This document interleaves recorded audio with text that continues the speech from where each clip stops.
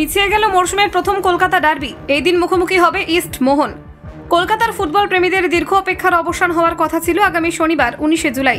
কলকাতা লিগে মরশুমের প্রথম ডার্বিতে মুখোমুখি হতো ইস্টবেঙ্গল ও মোহনবাগান সুপার জায়েন্ট। কিন্তু শেষ মুহূর্তে তৈরি হওয়া জটিলতার জেরে এক সপ্তাহ পিছিয়ে দেওয়া হলো সেই বহু প্রতীক্ষিত ম্যাচ। নতুন সূচি অনুযায়ী 26 জুলাই বিকেল 5:30টায় কল্যাণী স্টেডিয়ামে অনুষ্ঠিত হবে এই হাই ভোল্টেজ লড়াই। বৃহস্পতিবার সকাল থেকে ডার্বি ঘিরে টালমাটাল পরিস্থিতি তৈরি হয়।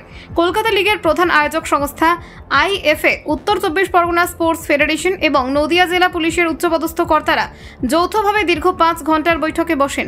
বৈঠক শেষে সিদ্ধান্ত নেওয়া হয় ম্যাচ নির্ধারিত দিনে আয়োজন করা সম্ভব নয়, অতএব ডার্বি এক সপ্তাহ পিছিয়ে দেওয়া হবে। আইএফএর সচিব অনির্বাণ দত্ত বলেন, ভেন্যু পরিবর্তন না করে যদি একই দিনে খেলা করতে হতো তাহলে আরও বড় বিপদ হতে পারত। সময় খুব কম থাকায় পুলিশের পক্ষে নিরাপত্তা নিশ্চিত করা সম্ভব হতো না। সেই কারণে 26 জুলাই ডার্বি করার সিদ্ধান্ত নেওয়া হয়েছে। ম্যাচের ভেন্যু হিসেবে প্রথম থেকেই কল্যাণী স্টেডিয়ামের কথা ভাবা হয়েছিল, তবে সেই স্টেডিয়ামের নিরাপত্তা সংক্রান্ত একাধিক ঘাটতি ছিল বলে জানায় নদিয়া জেলা পুলিশ। তাদের বক্তব্য, স্টেডিয়ামের ফেন্সিং নেই, পর্যাপ্ত পার্কিং নেই, এমনকি দুই দলের সমর্থকদের জন্য আলাদা গেটের ব্যবস্থাও নেই।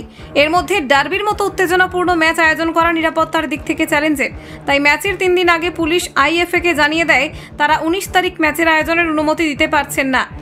19 তারিখে ম্যাচ হলে সময় হাতে থাকতো মাত্র কয়েকটা দিন। এত কম সময়ের মধ্যে টিকিট বন্টন, দর্শকদের প্রবেশ ও বেরোনোর জন্য গেটের আলাদা ব্যবস্থা, গ্যালারিতে নিরাপত্তার চাদর, সবকিছুই আয়োজকদের কাছে বিশাল চ্যালেঞ্জের হয়ে দাঁড়াতো।